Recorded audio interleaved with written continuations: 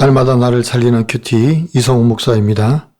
오늘 큐티 본문은 잠언 27장 14절에서 27절까지입니다. 오늘도 말씀해 주시는 하나님 감사합니다. 하나님을 경외하는 성품이 무엇인지 알기를 원합니다. 말씀해 주시옵소서. 듣겠습니다. 하나님을 경외하는 성품은 첫째로 배려하는 마음입니다. 14절입니다. 이른 아침에 큰 소리로 자기 이웃을 축복하면 도리어 저주같이 여기게 되리라고 합니다. 이웃의 상황과 필요를 고려하지 않는 축복은 오히려 저주처럼 다가갈 수도 있습니다. 진정한 배려는 이웃의 입장을 살피고 표현하는 것입니다. 그럴 때 우리의 축복이 진정한 위로와 격려가 되는 것입니다. 룻기에서 보아스는 시어머니 나오미를 잘 섬기는 룻을 돕기 위해 상황을 잘 살펴서 자기 하인들에게 이삭을 몰래 잘라서 그 밭에 두라고 합니다. 그 이유는 대놓고 도와주면 룻의 자존심을 상하게 할 수도 있기 때문입니다. 이같이 이웃의 상황과 환경을 고려한 배려는 위로가 되고 축복이 되는 것입니다. 15절과 16절입니다. 다투는 여자는 비 오는 날에 이어 떨어지는 물방울이라 그를 제어하기가 바람을 제어하는 것 같고 오른손으로 기름을 움키는 것 같으니라고 합니다. 다투는 여인이란 늘 불평과 불만만 늘어놓는 아내를 말합니다. 마치 비 오는 날 계속 떨어지는 물방울처럼 불평과 불만을 그치지 않는다는 말입니다. 이런 아내를 제어하기가 얼마나 어려운가를 말하고 있습니다. 오른손으로 기름을 움키는 것 같다는 것은 아무리 통제를 하려고 해도 통제가 되지 않는 것을 의미합니다. 불평과 불만은 입 밖으로 내면낼수록 덩치가 커지고 쌓이게 됩니다. 그래서 지혜로운 아내는 불평이 생기고 불만이 가득하다고 하더라도 입을 다무는 것입니다. 그리고 그 모든 것을 하나님께 맡기고 의지하는 것입니다. 이것이 가족에 대한 진정한 배려이고 공동체를 아름답게 세워가는 지혜입니다. 여러분 어떻습니까? 이웃의 입장과 상황을 고려하지 않은 축복의 말 때문에 상처를 준 적은 없습니까? 가정의 평화와 공동체의 안식을 위해서 내가 해야 할 일은 무엇입니까? 혹시 입을 다무는 것은 아닙니까? 하나님을 경외하는 성품은 둘째로 말씀으로 단련된 성품입니다. 17절입니다. 철이 철을 날카롭게 하는 것 같이 사람이 그의 친구의 얼굴을 빛나게 하느니라고 합니다. 철이 철을 날카롭게 한다는 것은 대장간에서 칼이나 농기구를 만들 때 망치로 칼과 농기구를 두드립니다. 그래서 자꾸 때려서 쳐서 만들고자 하는 모양을 만들어내는 것입니다. 이처럼 마찰과 충돌이 마냥 나쁜 것만은 아닙니다. 서로 두드려서 서로가 만들어지는 것입니다. 그래서 우리의 부딪힘을 통하여 서로의 얼굴을 빛나게 만들어 가는 것입니다. 18절은 성실한 일과 충성스러운 섬김은 결국 자신에게 보상으로 다가온다고 말씀합니다. 19절은 진정한 자아는 결국 드러납니다. 그래서 우리는 마음을 정결하게 하는 것이 중요합니다. 그 사람의 얼굴은 그 사람의 마음을 비춰줍니다. 하나님 앞에 아무것도 숨길 것이 없습니다. 그래서 늘 자기를 돌아보며 속사람을 정결케 하기를 힘써야 합니다. 21절입니다. 도가니는 은을, 풀무는 금을, 칭찬으로 사람을 단련하느니라 고합니다. 칭찬은 그 사람의 진정한 인격을 드러내는 시험대가 됩니다. 칭찬받을 때 교만해지는 사람이 있고 칭찬받을 때 겸손해지는 사람이 있습니다. 그래서 우리의 성품의 단련이 필요합니다. 이웃과 공동체가 나에게 날개를 달아줄 때 우리는 조심해야 합니다. 오히려 칭찬으로 말미암아 교만해져서 실수하고 넘어지게 될 수도 있기 때문입니다. 그래서 우리는 늘 예수님의 마음을 본받아서 겸손해야 합니다. 자기보다 남을 낮게 여기는 겸손함을 소유해야 합니다. 적용 질문입니다. 나는 친구와 부딪힐 때 어떻게 합니까? 더욱 날카롭게 됩니까? 아니면 빛나게 됩니까? 내가 단련해야 할 성품은 무엇입니까?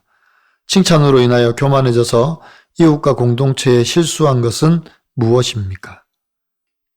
23년이라는 긴 세월이 걸렸지만 남편을 아버지 품으로 돌아오게 하신 하나님께 감사드리며 날마다 큐티하며 서로 모난 부분을 다듬어주고 인내하며 살겠다는 한 성도님의 큐티인 묵상 간증입니다.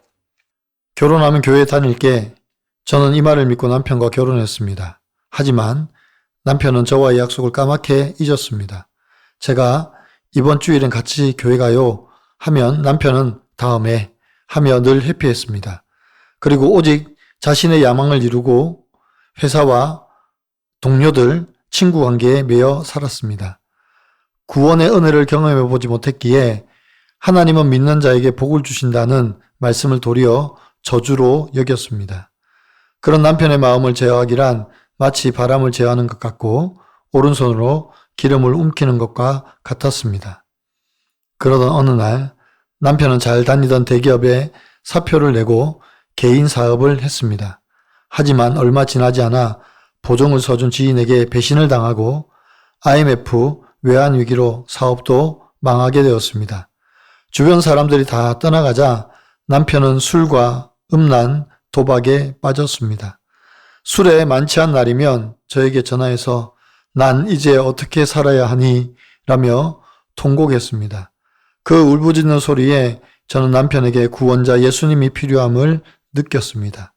그로부터 며칠 후 제 생일을 앞두었을 때입니다. 저는 남편에게 내 생일 선물로 교회에 한 번만 같이 가요 라고 했습니다.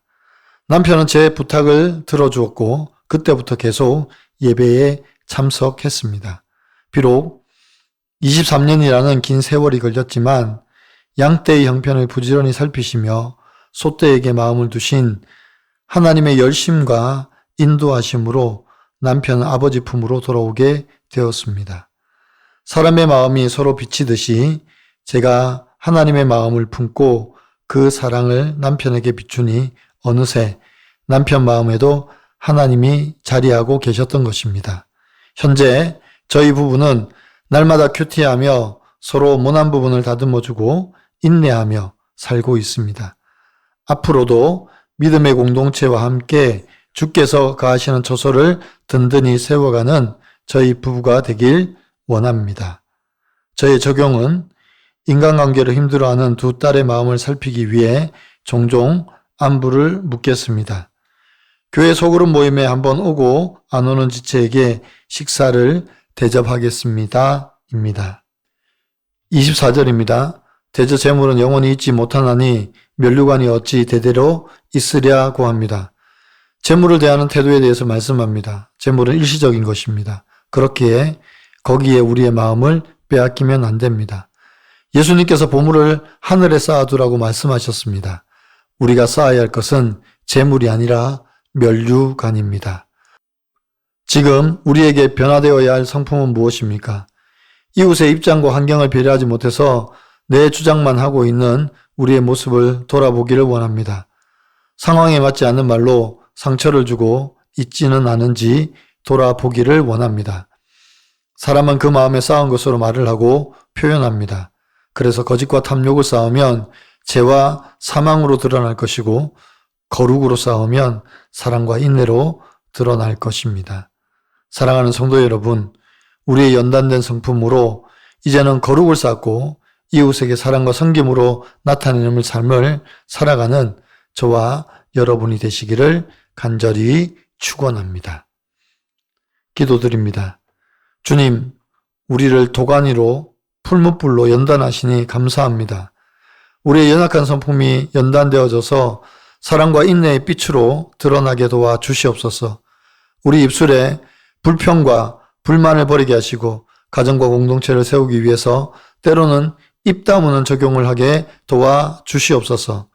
상황과 환경에 맞는 말과 행동으로 이웃을 섬기며 축복하게 하시며 날마다 거룩을 이루는 삶을 살아가게 도와 주시옵소서. 우리 인생의 목적이 행복이 아니라 거룩인 것을 다시 한번 기억하게 하셔서 날마다 겸손히 주를 섬기며 공동체와 이웃을 사랑하게 도와 주옵소서. 감사드리며 예수 그리스도의 이름으로 기도드리옵나이다. 아멘.